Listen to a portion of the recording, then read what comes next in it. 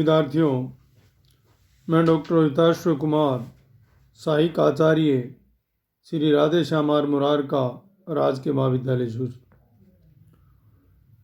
BCom part 3 विषय एबीएसटी प्रश्न पत्र प्रथम अंकेक्षण एवं प्रबंध लेखांकन में हमने पूंजी बजटन का अध्ययन किया और आज जो महत्वपूर्ण टॉपिक है वित्तीय विवरणों का विश्लेषण, और उसमें वित्तीय विवरणों के विश्लेषण में जो सबसे महत्वपूर्ण है वो अनुपात विश्लेषण। फाइनेंशियल स्टेटमेंट एनालिसिस में जो महत्वपूर्ण वो रेशियो एनालिसिस है। अनुपात विश्लेषण परीक्षा के दृष्टि से भी सबसे महत्वपूर्ण टॉपिक है। इसमें प्रति वर्ष 20 कम से कम 20 अंक और अन्य प्रश्नों को जोड़ते हुए 25 या 30 अंक का प्रश्न इसमें से पूछे जाते हैं। तो हम अनुपात विश्लेषण के बारे में विस्तार से इस टॉपिक में अध्ययन करेंगे।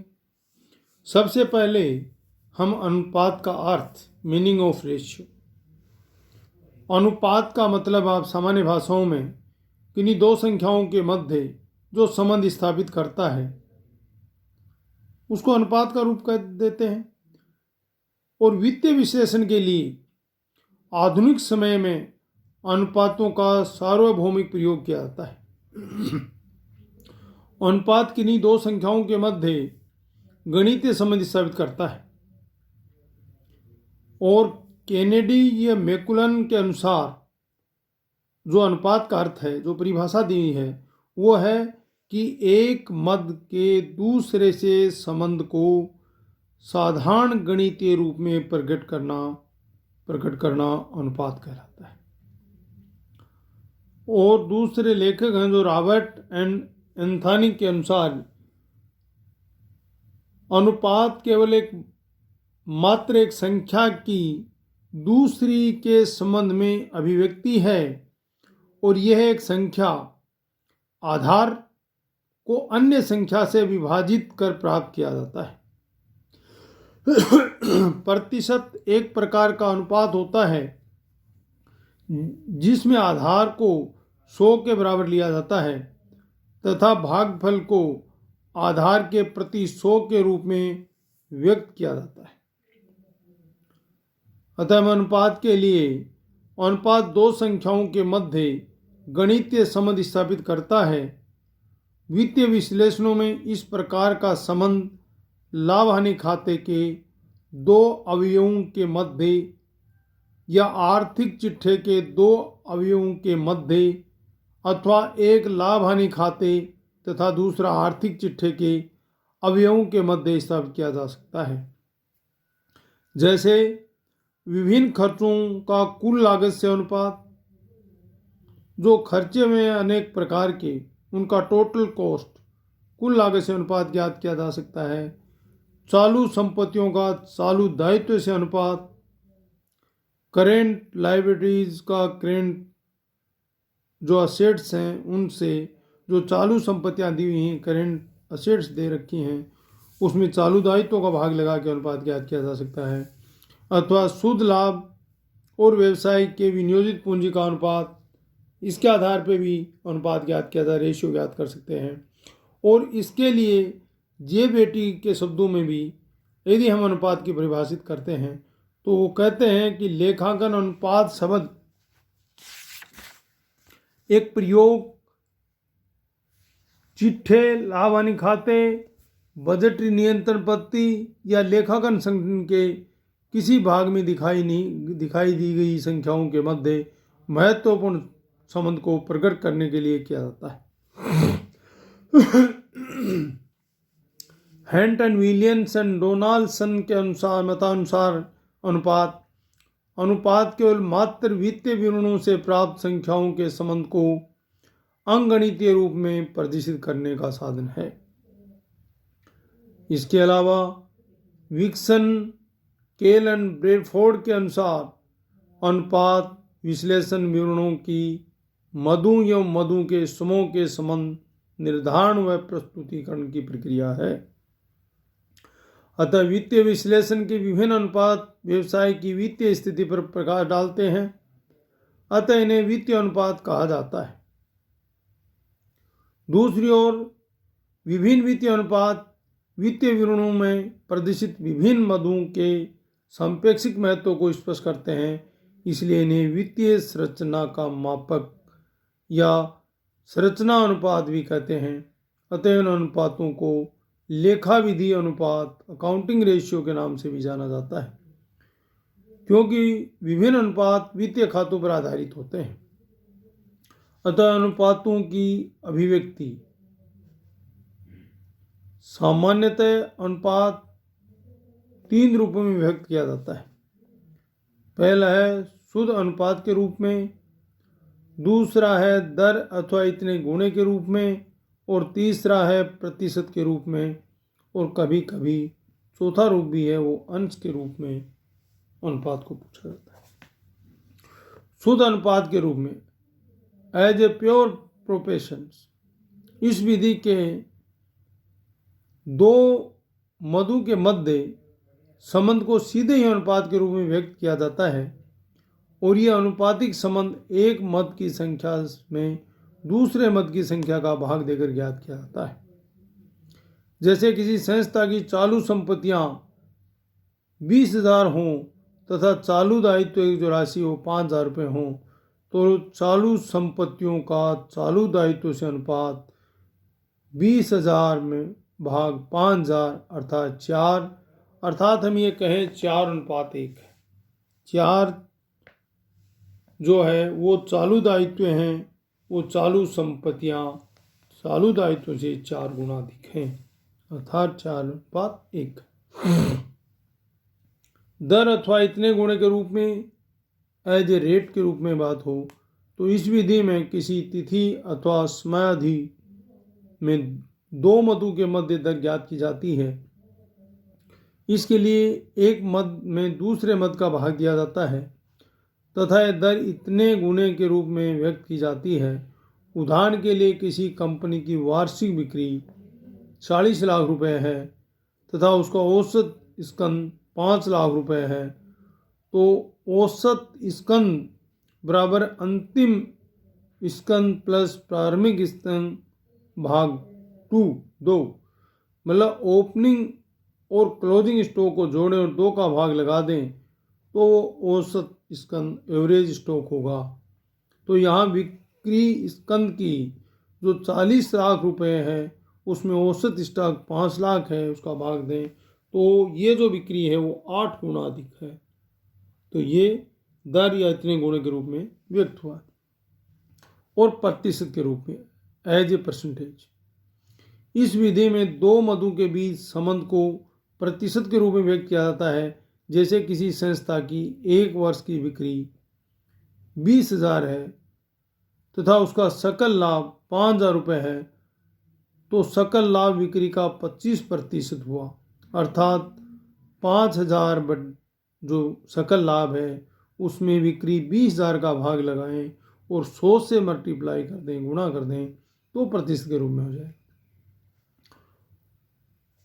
अंश के रूप में भी कभी कभी एज ए फ्रैक्शंस, इस विधि में दो मदों के बीच संबंध को अंश के रूप में व्यक्त किया जाता है। जैसे कि शुद्ध लाभ पूंजी का 1/5 भाग है, अर्थात जो नेट प्रॉफिट है वो जो कैपिटल है उसका 5वां भाग है, 1/5 भाग। अब हमें अनुपात के अर्थ, परिभाषाएं और अनुपातों की अभिव्यक्ति के पश्चात अनुपात विश्लेषण के उद्देश्य या उपयोगिता की बात करें तो object and unity in A ratio analysis, तो वित्तीय विवरणों में उल्लेखित कोई अंक स्वयं के महत्वपूर्ण नहीं होता है, उसका वास्तविक महत्व तभी स्पष्ट होता है जबकि अन्य अंग या अंकों के संदर्भ में उसे व्यक्त किया जाए। अनुपातों की गणना में इस उद्देश्य की पूर्ति होती है और अनुपातों की सहायता से बड़े अंकों अथवा अंकों के समूह को संक्षिप्त व सरल बनाना संभव हो जाता है, जिसमें उनमें निहित अर्थों को सफलतापूर्वक समझा जा सकता है। अब गणना में सरल व शीघ्र बोधगम्य होने के कारण अनुपातों का वित्तीय विश्लेषण में उपयोग बढ़ता जा रहा है। वायरमैन के अनुसार जब कहें तो वित्तीय अनुपात उपयोगी इसलिए हैं क्योंकि विस्तृत एवं कठिन गणना के परिणामों को संक्षिप्त सारांश दे देते हैं, शॉर्ट में उसको व्यक्त कर देते हैं। अनुपात विश्लेषण तकनीक में केवल अनुपातों की गणना ही नहीं की जाती है, बल्कि वित्तीय विवरणों के विभिन्न मदों की गणितीय संबंध का निर्वचन भी किया जाता है। हेल्फ्रेड के मतानुसार अनुपात विश्लेषण तुलनात्मक उच्च या निम्न कार्य क्षमता तथा किसी औसत या तुलनात्मक प्रमाप से महत्वपूर्ण विचलनों की प्रवृत्ति को मालूम करने के लिए मार्गदर्शन एवं संकेत का कार्य करता है। और इसमें जे भट्टी के अनुसार प्रबंधक वर्ग के लिए भी अनुपातों का प्रयोग उसके आधारभूत कार्यों, पूर्व अनुमान, नियोजन, समन्वय, नियंत्रण और संबंध में सहायता पहुंचाता है। अतः अनुपात विश्लेषण के उद्देश्य एवं उपयोगिता निम्न तथ्यों से स्पष्ट हो जाती है और उसमें सबसे पहला है प्रवृत्ति स्पष्ट करना।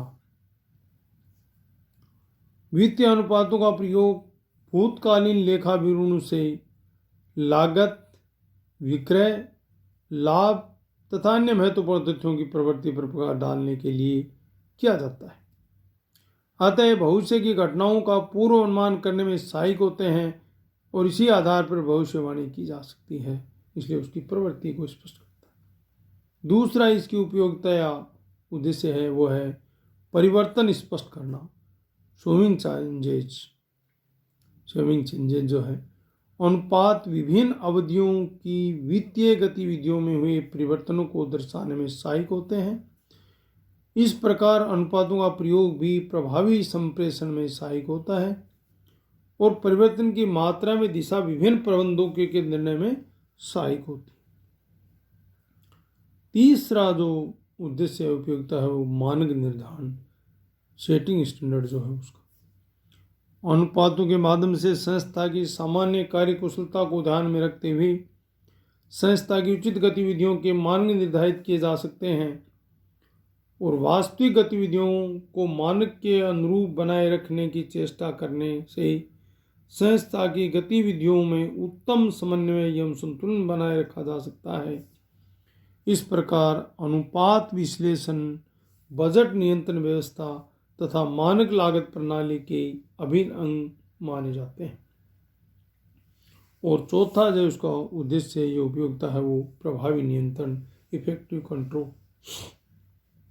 अनुपात विश्लेषण का प्रयोग संस्था के कार्य परिणामों तथा लागतों पर उचित नियंत्रण के लिए किया जाता है और यदि कार्य नियंत्रण अनुपातों की सहन सीमा में होता है तो सुधारात्मक कार्रवाई की आवश्यकता नहीं होती है, परंतु वास्तविक निष्पादन इन सीमाओं को लांघा जाता है तो सुधारात्मक कार्रवाई की जाती है अथवा नियंत्रण सीमाओं में परिवर्तन किया जाता है। और पांचवा है कार्य कुशलता का माप। अनुपात विश्लेषण का प्रयोग कार्य कुशलता के मापदंडों के रूप में किया जाता है। इसकी सहायता से विभिन्न कालों में हुए परिवर्तनों को या विभिन्न व्यावसायिक संस्थाओं में किसी लेखा अवधि में हुए परिवर्तनों को मापा जा सकता है तथा इस प्रकार उसकी तुलनात्मक कार्य कुशलता का अनुमान लगाया जा सकता है। और छठा है तरलता का ज्ञान, नॉलेज ऑफ लिक्विडिटी। अनुपात अनेक प्रकार के होते हैं, उनमें तरलता अनुपात बड़े महत्वपूर्ण होते हैं जिनकी सहायता से फर्म अथवा फर्मों की तरलता की स्थिति की जानकारी की जा सकती है।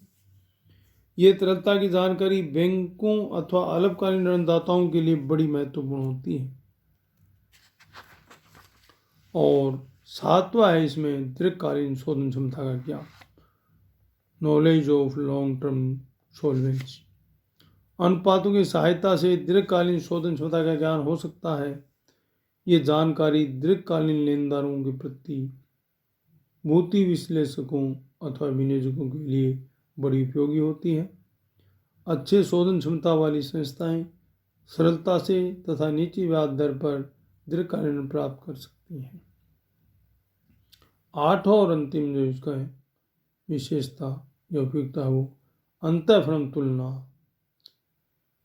इंटर फर्म कंपैरिजंस ऑन जो है एक दूसरे की जो तुलना है उसके बारे में। एक उद्योग में अनेक फर्में लगी होती हैं, ये सभी समान कुशलता वाली नहीं होती हैं। उनकी कुशलता का तुलनात्मक अध्ययन अंतर फर्म अध्ययन द्वारा संभव होता है। कोई फर्म उद्योग के औसत से नीचे जाती है तो उसके कारणों का अध्ययन करके उसे ठीक करने का उपयोग किए जा सकते हैं। अंतर फर्म तुलना नियोक्ताओं को सुदृढ़ फर्म चुनने में सहायक होती है। और अनुपात विश्लेषण की इस उपयोगिता और उद्देश्य के बाद उसकी सीमाएं हैं, जो लिमिटेशन ऑफ रेशियो एनालिसिस हैं उसका भी हम अध्ययन करें।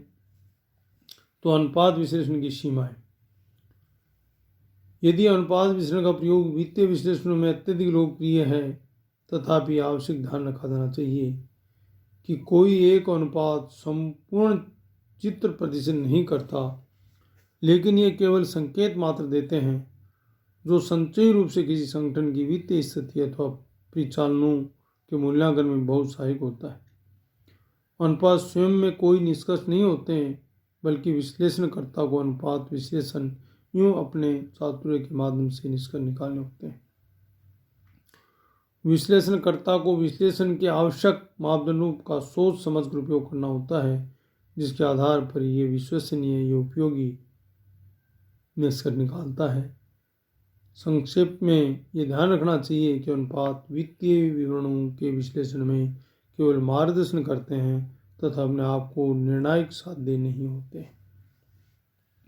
इस प्रकार से हम अनुपातों का जब प्रयोग करते हैं तो उसमें अंतर्निहित सीमाओं का अवश्य ध्यान रखा जाना चाहिए। और अनुपात विश्लेषण की प्रमुख सीमाएं हैं, जो पहला है एक अकेले अनुपात तक सीमित महत्व है। दूसरा इसकी सीमा है निवर्चन के लिए साधन मात्र है। तीसरा झूठे दिखावे से प्रभावित। चौथा समस्या के गुणात्मक विश्लेषण का अभाव। पांचवा है लेखांकन के स्वाभाविक सीमाओं का प्रभाव। और छठा उचित प्रमापों का अभाव। सातवां है भूतकाल के आधार पर भावी अनुमान। आठवां विश्लेषक की व्यक्तिगत योग्यता और पक्षपात का प्रभाव। नौवां है केवल कुछ सूचनाएं मात्र। और 10वां है मूल्य स्तर के परिवर्तन को न दर्शाना। और 11वां है केवल सापेक्ष स्थिति का प्रदर्शन करना। इस प्रकार से अनुपात विश्लेषण की ये 11 सीमाएं हैं। धन्यवाद।